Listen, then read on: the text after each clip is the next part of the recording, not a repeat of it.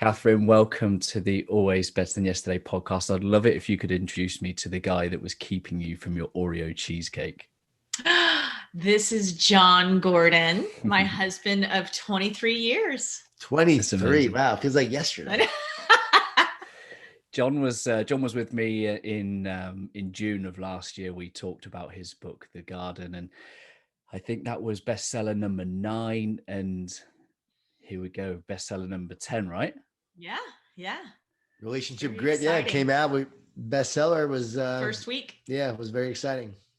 Yeah, when I married her, I said, listen, one day you're gonna become a best-selling author. I just want you to know that. And no, I'm just kidding. But who would have thought? That's amazing, and I love the fact that you've got 9 bestsellers.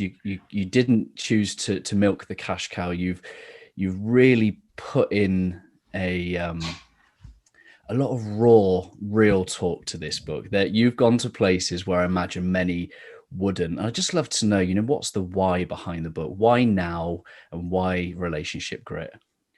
Well, so I started to run into a lot of couples that were splitting up, that were really looking to get divorced. And the more I started talking to them, I realized they were dealing with a lot of the same issues that Jon and I have had in our relationship.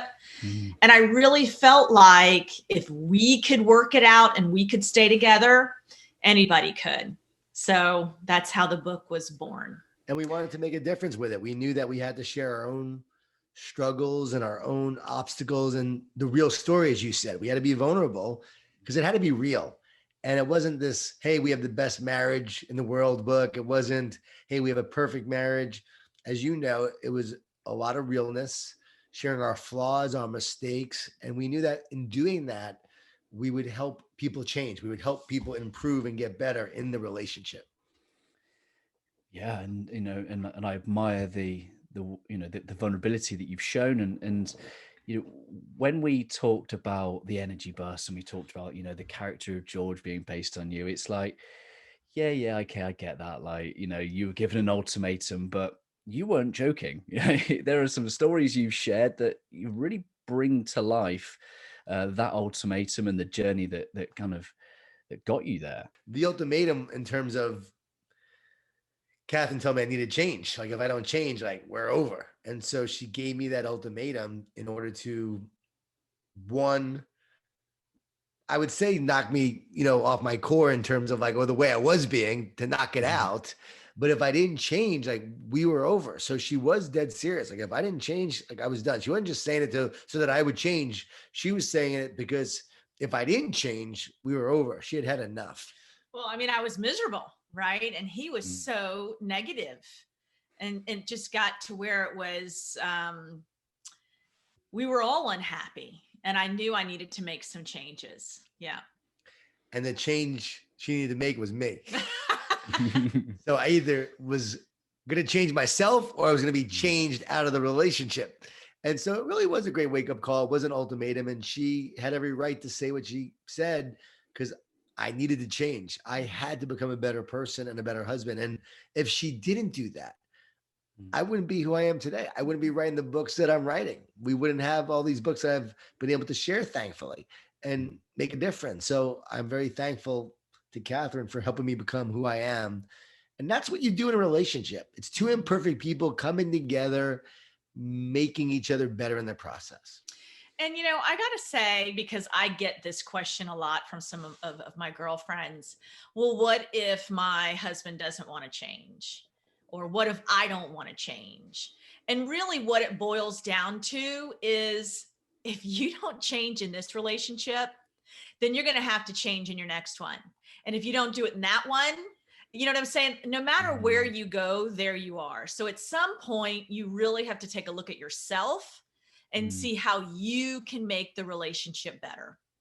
I can really relate to that.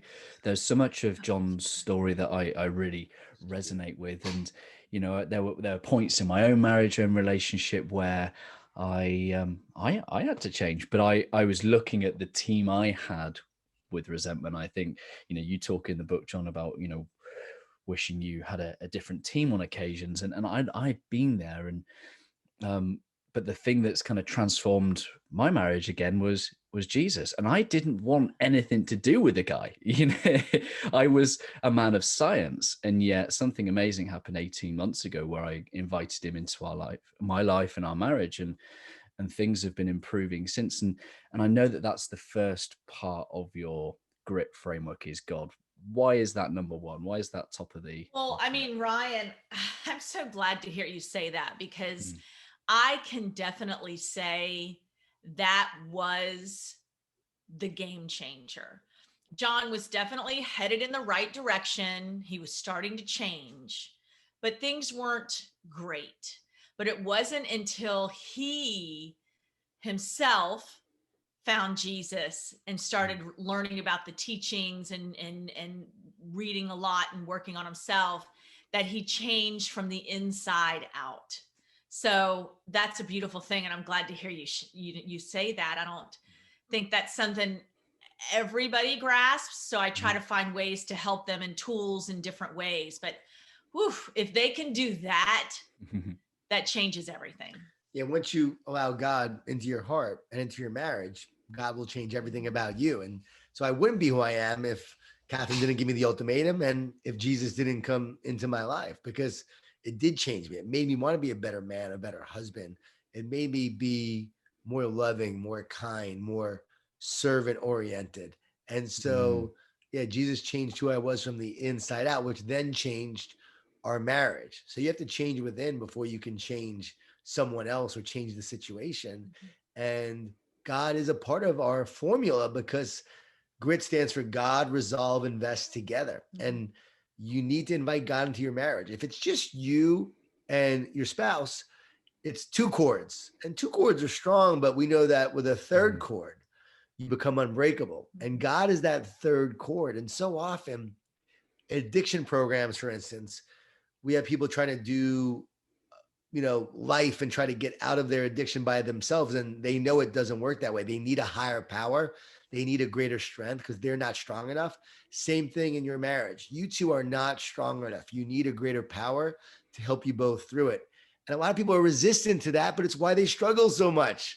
It's like, I don't need God, and yet they're struggling. No, accept God, receive God, and allow God to change you, and you'll develop more forgiveness, more love, more intimacy, more joy, and you won't struggle as much. We resist the most, we need the most.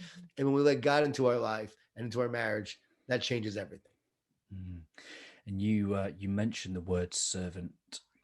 I was fortunate enough to have a conversation with Dr. Gary Chapman, who obviously wrote the Love Languages book, and he talks about how doing what is not natural, doing what is difficult, is sometimes the greatest act of love. And you talk about your 1 year of, your one word for the year is serve, and you're spending more time in the home. Like, what did that year do for you, Jon? Yeah, doing the unnatural of what you're not really used to. It's not natural for me to be a servant leader. It wasn't natural for me to just be this giving person. I was naturally more self-focused. And so the year of serving was the year of getting outside of myself and not being focused on myself and focused on others. And it was hard because every bone in my body wanted to focus on me. But I realized I was at my best when I focused on we. Katheryn really needed my help that year, and the kids needed me. And so I could have escaped my responsibility. I could have ran and just kept on traveling all the time and doing my 15 engagements a month, or I could have been home, been with my team, and helped them get better. And so I limited to 2 engagements a month, maybe 3 tops. So now I'm home all the time, and they were struggling and they were having issues. And I was frustrated at first because they had so many issues. I'm like, man, these people are like a mess. Like, I wanted a different team at the time. And then I realized I don't need a different team. By the end of the year, what I discovered was I needed to be a better leader. And as I improved as a leader, my team got better. As I helped my team improved, they improved. And that changed everything. That year of learning to serve. See, we often think that we have to focus on ourselves to get better. But ironically, when we help others grow, we grow. We help others improve, we improve. And so by helping my family that year, that's when my career took off actually after that, because I finally became this servant leader who understood it and what it really meant, and then to lead that way. Now I was able to truly lead that way and talk about it in an even more powerful way. I've been talking about positivity and optimism, but now it was about relationships, and it was about investing in your team. It was about committing to your team. You don't have to be great to serve, but you have to serve to be great. And so once you serve, then you become great in their eyes. And I would say through that year of service, I finally became a good leader on my way to becoming a great leader. Would you agree with that? Yeah, and I mean, after that, he wrote the power of positive leadership and the power of positive teams. And the Carpenter, Yeah. and every book Yeah. after that actually became a bestseller. And I think God rewarded that by saying, okay, you're going to focus on what matters most. You invest in the root and I'll provide the fruit, but you have to make sure that you put the root first. And that's part of our relationship approach too, is like a couple has to really focus on the root of the relationship if they want the fruit of that relationship. And it's about doing things you don't necessarily want to do. Right? Yeah. It's and about going committing back, to the team. Yeah. Committing to the team. And, you don't always want to serve. When you would ask me to do things, I didn't want to do it. I was watching a game one time, and I made a pact. I said, whatever Katheryn asked me to do, I will do it. I have to do it. He didn't tell me he made that pact, but he did, right? So Yeah. I didn't know it. Yeah, Ryan, that would have been dangerous to tell her. Yes, right? Absolutely. And but you I made the pact with myself. And then one time I'm watching a game and she asked me to go do it. I'm like, no, I don't want to. I'm watching this game. And then I remembered the pact and I'm like, okay, went to the store, got her stuff, came back. And it was those little things like that, that over time, the research shows that couples that make time for each other, that actually find the time to listen, to help, to assist, when the couple wants to show, when one wants to show the other person something that they're reading, and that other person makes the time to actually read it and look at it, those little moments of sacrifice, not the big moments, but little moments of sacrifice, actually determine whether that couple will stay together or not. The research shows. And Katheryn, obviously your act of, service and love was to choose to take a back seat. What was that like for you? Yeah, I can remember when I decided to do that. We were both movers and shakers in Atlanta. We didn't have children yet, but we're doing a lot of great things. Jon had started a nonprofit called the Phoenix Organization. He owned several restaurants and bars in Atlanta and was also running for city council.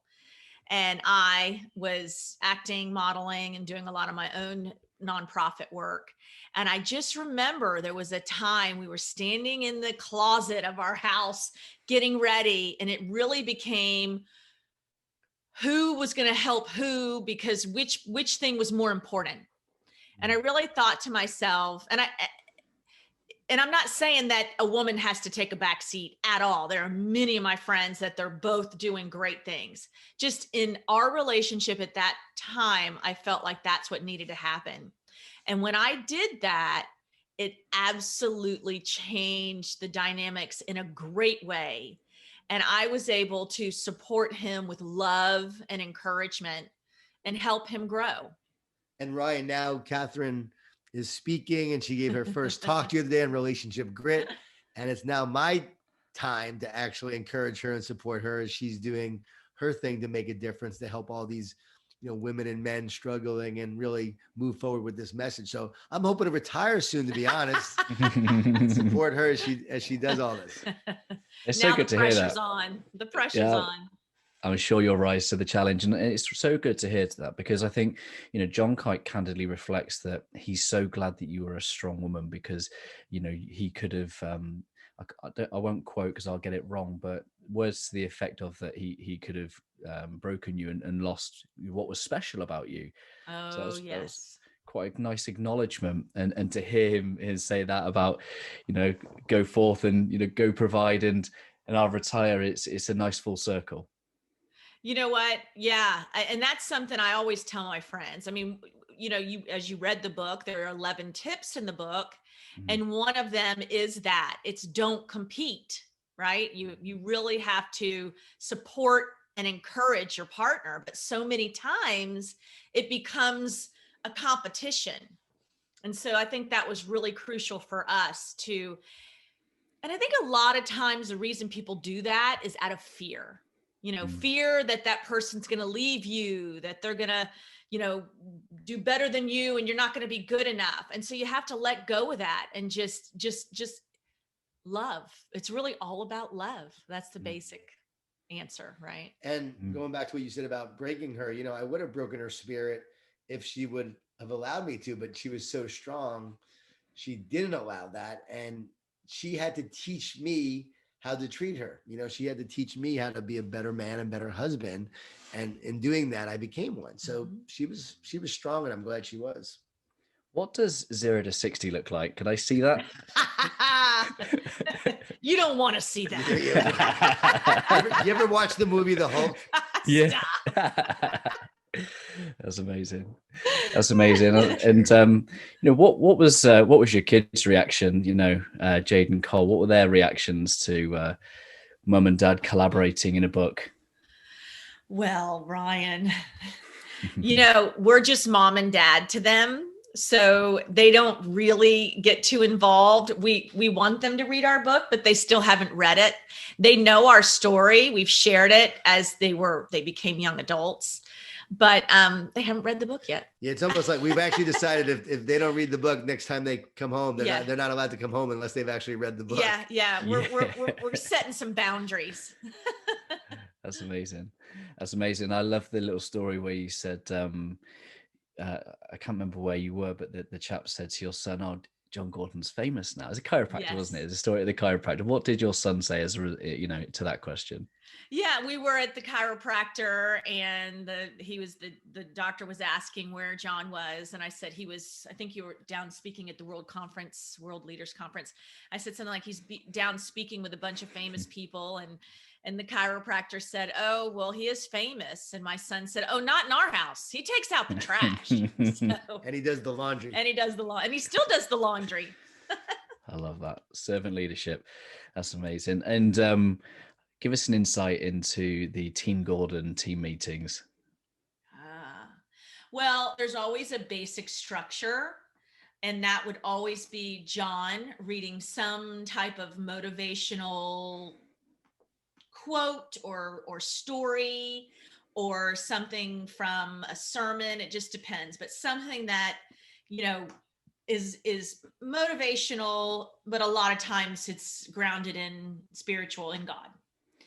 And then after that, when the kids were here, we would talk about, it never failed that Jon would pull something to read that would apply to something one of our kids was going through, or something I was going through. And so it would be a good time for us to discuss it or talk about what was going on and help them come up with ways or tools to deal with whatever that situation was. And then we talk about our one word.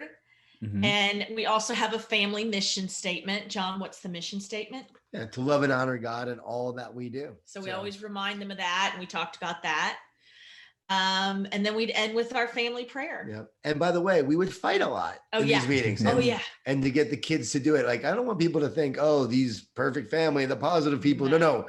We would struggle. We would have a lot of fights. The kids wouldn't want to come to the meeting. I'd be like, no, we are having our meeting. We are not going throughout the day without having a family meeting. And so I fought for a lot of times for it, because I knew our culture as a family would depend on investing in these moments.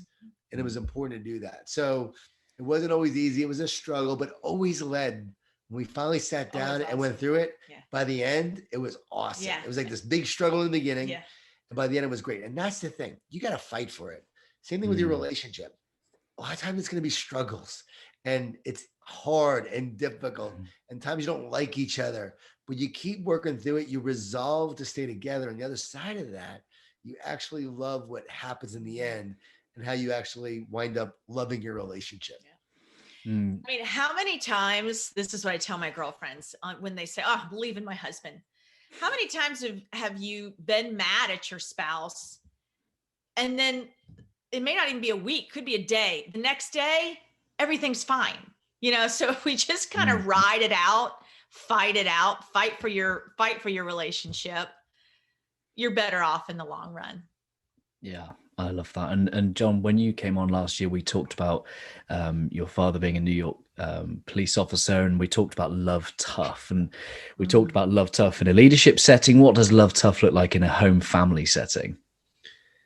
It looks like you love each other, but you hold each other accountable, to Mm. your standards, to your principles, to your culture, to your values. And so we have a set of standards in the Gordon household, and we hold each other accountable to that. If I'm not doing the things I need to do, Katheryn will hold me accountable. I'll never forget when years ago we were younger and she said, "You need to be a better dad.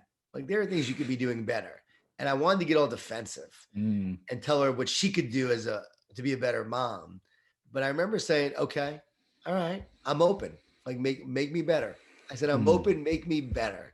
Love that. 3 hours later, she was done telling me all the things I could do to improve. No, just kidding. It was about 20 minutes. But after she told me, I actually implemented a few of those things, and Mm. I did get better from that advice. So you call each other up to greatness to get better. I'll do it with her, on just different things. And Well, let me tell you something. So, we've been together 23 years, but you got to remember probably 85% of our marriage, maybe a little less. Jon was traveling. I mean, every year his job was, if he wasn't traveling, we weren't making an income. Mm. So, COVID hit and we're here 24/7, and we are very different people. Everything's different about us. And Jon is very neat, very organized. He puts his dishes away as soon as he eats. I mean, just everything. So, and Katheryn leaves her dishes in the sink. so I'm he with you, came up Katheryn. with a I'm with you. song for me. He came up with a song for me. Are you ready? Go. Everything has a place.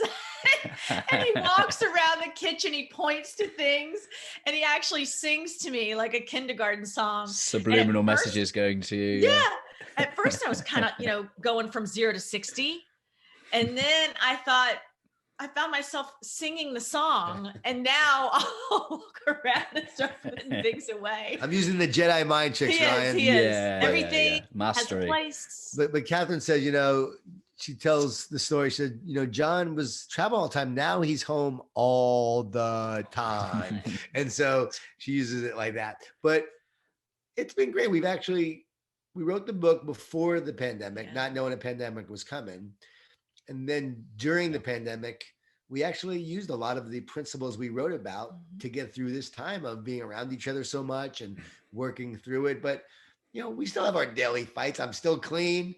Katheryn still will leave the dishes around. She has to look at, she's one of these people very creative that needs all the papers around to look at what she has to work on and needs it all in front of her. And so it will exist for a couple of days while she's working through it all. And for me, I can never have that. I need stuff out of the way so I can think clearly and do what I need to do. And we're just so different in that way. He deletes every single email and text after he reads it. I have 3,562 emails.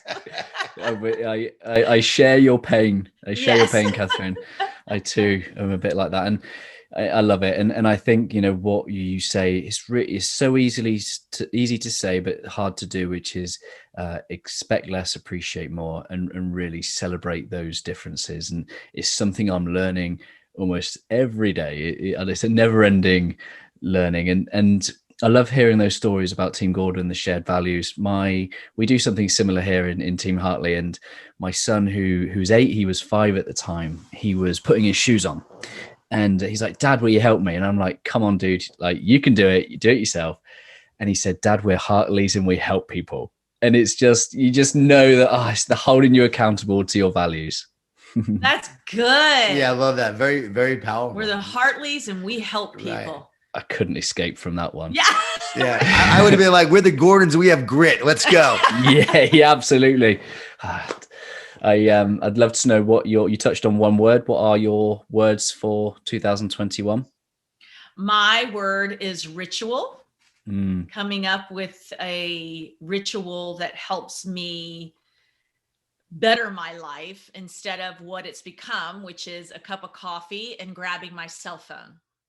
So I'm trying to do things more meaningful. So that's, of course, meditation and prayer, stretching, things like that. And mine is abide. abide, and John 15, if you abide in me and I abide in you, together you will produce much fruit. Apart from me, you can do nothing. Mhm. And so but the reason why that happened is because I was doing a one word podcast with a pastor named Jack Graham out of Dallas. And he told me how 1 year his word was abide. Well, a couple of days later, I'm walking back from the gym, and right in front of me was this big white van, bold black letters, the word abide with a picture of Jesus right underneath. It was so weird. Like I saw it right in front of me, and I knew that's my word. Wow. And so I'm going to work on abiding and just going deeper in my faith and more intimacy and connection with the creator of the universe, and allowing that Holy Spirit to move through me in a more powerful way, and to live with that spirit and take the time to connect to it. So I love that. I something don't know if you, I'm looking forward to. I think mine's just above my head there. You won't be able to see it, but it is intention. My one word is intention I for like that. 2020. Much like you, Katheryn, is about being intentional with where I am, who I'm with, how I'm being in that moment. How you're spending your time. Mm-hmm. Mm-hmm. You had the word intentional 1 year. I did have intentional 1 year. Yep. So it was a good year. Good reminders, isn't it? I'm conscious of your time. I'm very grateful for your time. Is there anything from the book Grit that you would specifically like to share with us that maybe I haven't touched on? Compliment. Yeah. Well, I have two things I want to share. The first thing is I always say compliment your spouse or your mate. Compliment. Let the best thing they hear from themselves about themselves come from you. Right? How many times do you hear your friends bad mouthing their partners? But really, let it come. So when I was raising the kids and Jon was traveling a lot, I'll never forget. I was standing in the kitchen. I had my nightgown on. My hair was all disheveled, making lunches, trying to get everybody together. Jon comes in. He's all dressed nicely in a suit, very handsome. And I wanted so badly to cut him down. And I wanted to cut him down really because I felt bad about myself. But instead, something told me, I think it was God, say something nice. And I turned around and I said, you look so handsome in that suit. And Ryan, the smile on his face and the way his eyes lit up, it was amazing. And so I realized I needed to keep doing that. And it was like a muscle because it wasn't always easy. But the more I did it, the easier it became. And then the more I felt, the better I felt about him and about me and about our relationship together. So I always say, please compliment, don't cut them down. And the other thing I want to say, I don't know exactly when this podcast is going to be released, but we're going to do a relationship grit challenge. And it's going to be February 12th through the 18th. And that'll be something that couples can do together. It's going to be fun and interactive, and we'll have a Facebook page. Yeah, there's going to be one thing they do every single day to strengthen their relationship. So we're going to give them an action, almost like a love dare. And each day, based on some of the tips from the book of what they can do each day to build their relationship. And the one thing about that, as a man, we want validation. We want to be known and to be loved and be recognized. And so we get that from our wives. We don't look outside. We get it from our wives, and we feel good about, what they think about us. And we feel good knowing that they love us. And that's ultimately what we want. And so it is important that you compliment each other. And for the men, the woman needs to know that you recognize them, that you value them, that you love them, that you see them. And so it really is important that you love each other. You mentioned the love languages. How do you show that you love each other? I mean, that book's okay, but I mean, no, I'm just kidding. Amazing. Yeah, it's sold a few copies. Jon's love language is food. Yeah, my love language is food. And, I mean, what an epic book. Italian, what an epic book that has changed the world. But amazing. But it's all about, how do you show that you love? How do you show that you care? And complimenting is one of the ways that Katheryn shows that she cares. And for me, it's about making the time for her. It's about loving her. And I would say, encouraging you and cheering you on. I think his encouragement. Yeah, encouraging and just being there for her, and knowing that, like, him being my biggest cheerleader. Yeah. And instead of the one I always say, I thank God that Jon has rose-colored glasses for me. And I say, I don't think I have rose-colored glasses. I'm just seeing the truth of, and Yeah. how Love beautiful Cecil. she is. Love So yeah, it Cecil. I was, love you that. know, for me, it was love at first sight when I first saw her, but for Katheryn, it took a while, but for me, it was definitely love at first sight. And a lot of persistence. Yes. Yeah. A lot of grit. A lot of great. I love that. So this podcast will be going out end of January. So if you send me the link, I will make sure it goes out with the show notes and encourage as many people to get involved in that. It's I don't think it's any coincidence that your two books have come out when they have, particularly during the time with Garden, you know, going within and spiritual transformation, living from the inside out, and this as well. You know, when you're at home spending more time with your spouse, you need to learn how to get on and love and serve each other. So thank you, Jon. I've already asked you what what the phrase "always better than yesterday" kind of means to you. So I'm going to ask you, Katheryn, what does the phrase "always better than yesterday" kind of inspire within you? Better than yesterday. Always better than yesterday. Not beating myself up about yesterday, but continuing to just do the best I can today and planning myself where I am in that day. That's good. Yeah, I like that. Team Gordon, thank you so much for sharing your heart, your mind, this book with the world. Thank you for coming on the show.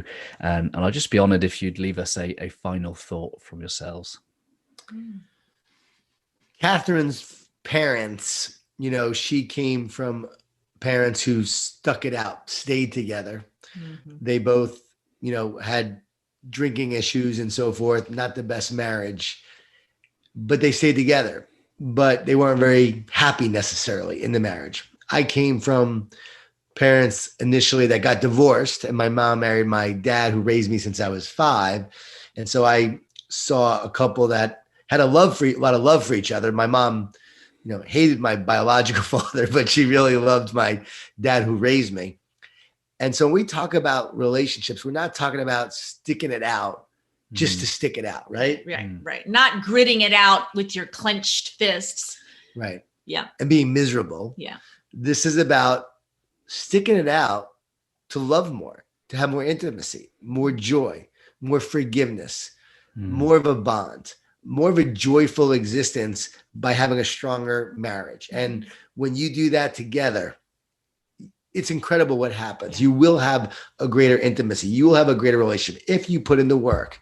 And it is work, but we want couples who might give up to stick together. Yeah. This book is for the couple that should stay together, but they may not because of everything going on. So if this book helps that couple stick it out, stay together through the challenges, learn to connect in a deeper way, have better communication, use a lot of the tips we share, on the other side of that will be a greater relationship and more happiness and more joy. Some people probably shouldn't stay together. And there are some that may, where, okay, if you're both better off, if it's an abusive relationship, if there's a lot of issues that just are not solvable, are not resolvable, okay, then maybe that couple shouldn't. But for the most part, we do believe you should give it everything you have to try. But it's not just for couples that are struggling. Right. I've gotten emails from couples that have great relationships. I think the neatest thing is to get an email from a woman I just got recently. She's been married 50 years. And she said, Katheryn, this book changed a dynamic in my relationship. And I really had to tell you, we've been married 50 years. And she was always, she had anxiety about pulling out of her driveway, backing out. And she said, and her husband would get irritated with her. It was always like a source of, contention for them. After they read the book, because it's an easy read, as you know, it's an easy back and forth. It doesn't take long. After they read the book, he started turning her car around so that it was facing outward where she could just pull out. So it's not just for couples who are in trouble. It's for couples who are in love that just want to make a better relationship. And it's for people who are not in a relationship. Some of the best relationship work I did was when I wasn't in a relationship. So I think it's for everybody. Yeah. I love that. I love that. Team Gordon, I appreciate you. Love you guys. Thank you very much. Thank you, Ryan. We love your heart, Ryan. You're awesome. And Yeah. hope your son's doing well. Thank you. Talk to you later.